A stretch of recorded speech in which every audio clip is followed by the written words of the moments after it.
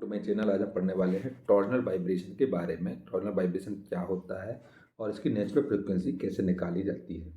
So when the particles of a shaft or disc move in a circle about the axis of the shaft then the vibration are known as torsional vibration. Torsional vibration किसको बोलते हैं ये हम सबसे पहले जानेंगे। जब भी कोई पार्टिकल शाफ्ट या डिस्क एक सर्कुलर फॉर्म में कोई एक शाफ्ट के एक्सिस में अगर मूव कर रहे हैं तो उसमें जो वाइब्रेशन होता है उसको हम टॉर्सनल वाइब्रेशन बोलते हैं।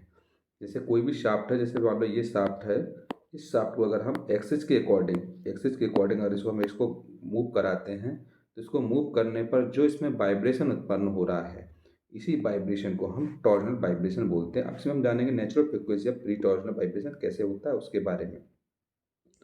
तो सबसे पहले डायग्राम है, इस डायग्राम में बना हुआ है जैसे ये यहाँ पर फिक्स है, यहाँ पर ये लगा हुआ है और इसमें क्या है, इसको ये जो है इस टाइप से ये एक्सेस घूम रहा है, रोटेट कर रहा है।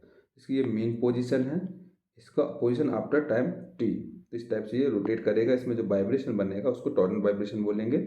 Natural frequency of free torsional vibration के लिए so consider a shaft negligible mass, one end is fixed and the other end carrying a disc as shown in figure। जो कि बताएगा एक साइड वो फिक्स है एक साइड वो फ्री है।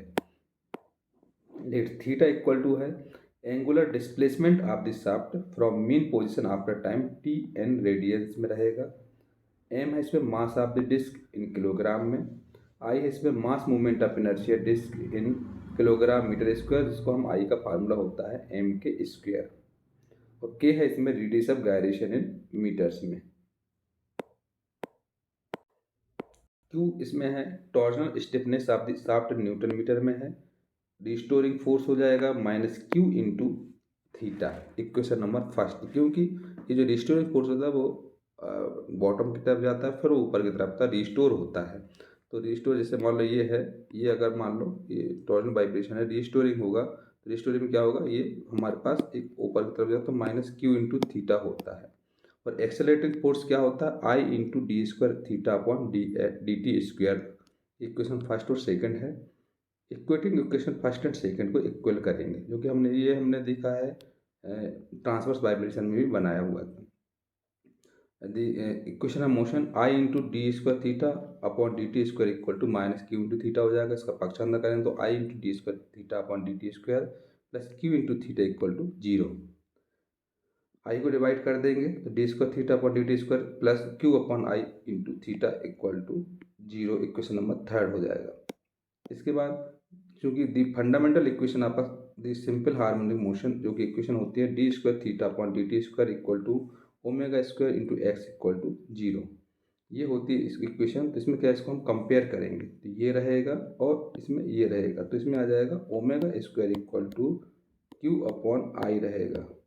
जब इसमें ओमेगा स्क्वायर हटाएंगे तो यहाँ आ जाएगा रूट क्यू अपॉन आई आ जाएगा। तो यहाँ पर comparing equation third and fourth करेंगे तो ओमेगा इक्वल हो जाएगा रूट क्यू अपॉन आई। ये हो जाएगा angular velocity omega equal to root Q upon I. Time period का फार्मूला होता है T P equal to pi upon omega. Omega की वैल्यू पुटअप करेंगे तो हो जाएगा two pi root I upon Q आ जाएगा।